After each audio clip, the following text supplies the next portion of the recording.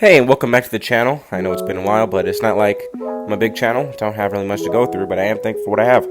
But so, anyway, with the computer I was using, well, let's just say it got kind of discontinued. It doesn't work no more. And until then, I'll be posting videos like this where there's no face cam, probably no gameplay, because I have no computer, and unless you want to just see a blank voice playing a video game, well, that's what you're going to get. You're going to get story times, and you're going to get blank videos, video game content. So, enjoy the DayZ, or wait, I'm sorry, I committed a sin. Appreciate the Days Gone gameplay I got running for you. I love this game, so might as well just watch it. I'm just going to tell you a story about how my job is filled with,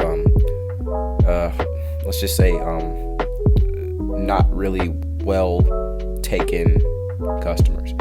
I work at what you could call a prestigious Kroger. I won't say the name, of course, because, of course, if they find this video, I probably will get fired, and I know because I'm not going to talk. I'm hitting on everybody, my manager, customers, the services. I'm hitting on everybody today because I'm kind of tired. But basically, what my job entails is that I work in the front end, and I basically bag people's groceries, so which they bring up to the cashier. So he scans them, I bag them, and then I take the cart out, or at least that's the policy, because our freaking, $500 million franchise doesn't decide to, hey, let's put in cart returns for the customers to leave their carts so we don't have to make the employees do it. Nope. Since we have our 5-star satisfaction guarantee, we take it out for you because we honestly do not we honestly do not want customers to take their groceries out for them, because apparently that's too much work for the customer. We can't allow them to do that. So yeah, that's our job. That's my job. Or basically that's what my job entailed to me the first time. So that seems like an easy job, right? And I'm not gonna lie, it is easy, but it's only easy to the point where there's something that can make it hard.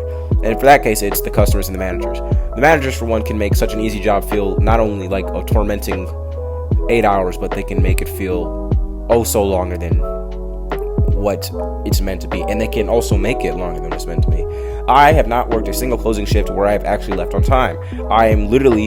The building closes at 10. I've literally stayed up to almost an hour over helping customers because we are too afraid to tell them to get the freak out the store. Literally, we will literally let a person who can walk in at 9:59, I kid you not, you can shop in for like another hour and we will not leave. They will not let us tell you to no, like get out. They won't let us close the shades unless it's 10 o'clock. We do not close the door. People will walk in at 10:59, which has happened, and they will stay in the store for a good 30 bloody minutes. I kid you not. So that's the worst part. That is the first thing. They can hold me over. And that's worse because that's exactly what the story is about. I was closing. I'm working my 4 to 10 because I have school. So I work my 4 to 10, not a long shift, 6 hours. But 6 hours goes a long way when you wake up at 6 a.m. to go to school and then have literally less than an hour to get changed and then go to work. I call that a full day shift. That's a 12-hour shift. So I'm at work. I'm with my friend. I'm not going to call him Ben. Ben and I are just there. Everyone else left because, of course, it's like a trail. How do I explain this? It's kind of like the closer it gets to 10, they'll start letting off more and more people until there's like only 2 left in the building. This is like 2 or 3 of us left, 2 sackers and a cashier, right? And so basically, after everyone's left because we lost the nose goes and we're stuck here, it's 9:59. We're getting ready to clock out. My friend turns off the cashier light and we're about to walk. I kid you not, this old man in a wheelchair and his maid, they walk in. They just walked straight inside the building. And I kid you not, if you could see the look on my face when I saw those 2 walk in the building, I was shocked out of my mind. I literally was on the verge of crying because seeing those 2 brought me to tears. My cashier friend looks at me. Ben's like, hey, let's just get them out the way. They think there's no way they're going to get that much. Because it's one of those wheelchair things, like those scooter things they ride on. They just can't hold much. What could they possibly do? They go down the cereal aisle and they disappeared. I don't know where they went. And it went on for a good 15 minutes. And after 15 minutes, past 10:15, I was starting to lose my mind. Because 10:15's an exaggeration. 10:05, sure. 10:10, okay, you're pushing it. 10:15, you best get me out this building before I run out this building. They're shopping. They put like 30 cereal boxes in there. I kid you not. And they walk around the store some more. Another 30 minutes goes by. It's 10:45. And I'm about to lose my mind.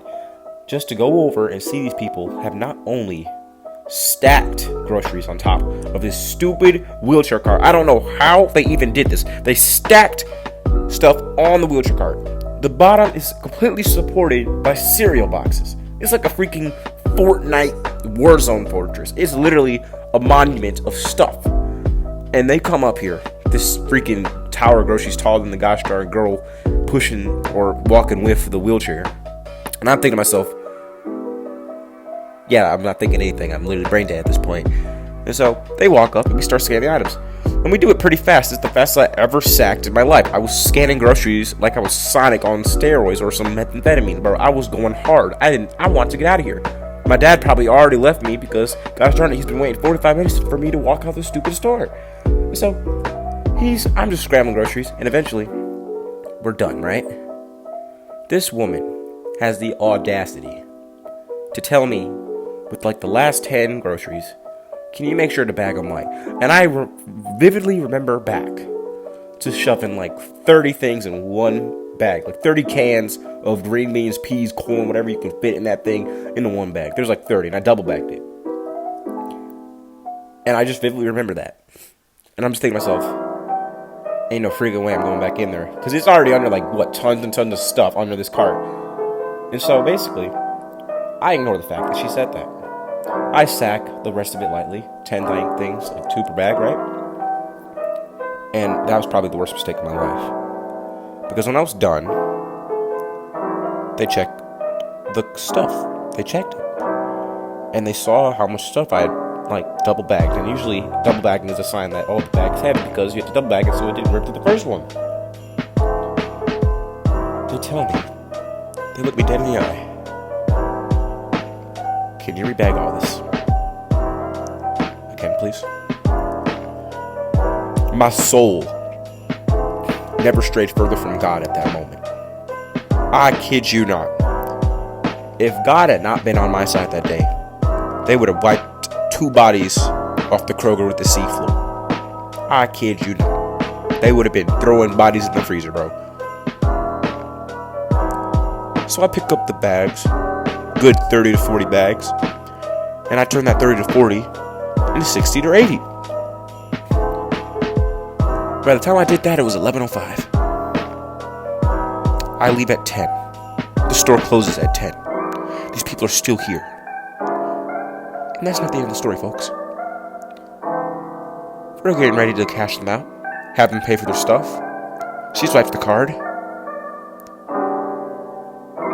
The freaking thing said declined.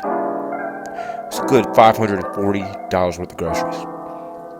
And the worst part is she didn't know how much was on the card. So guess what? We literally had to go through items. A good over 100 items, right? Scroll through the stupid screen looking for certain things and canceling them.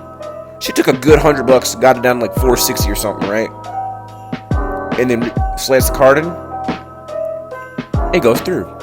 But she knows there's more. I think she assumed it was like 500 on it or 530 because she painstakingly had us scan 2 items at a time, and she bought them 2 at a time. And when she was done with that, she finally left, happy and content, and she walked out the store with her disabled friend. And so she leaves us with the remains of her groceries.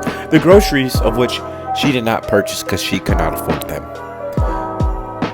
And you know the worst part about working in the front end is that you're stuck in the front end and you don't usually know where stuff is when it comes to the aisles.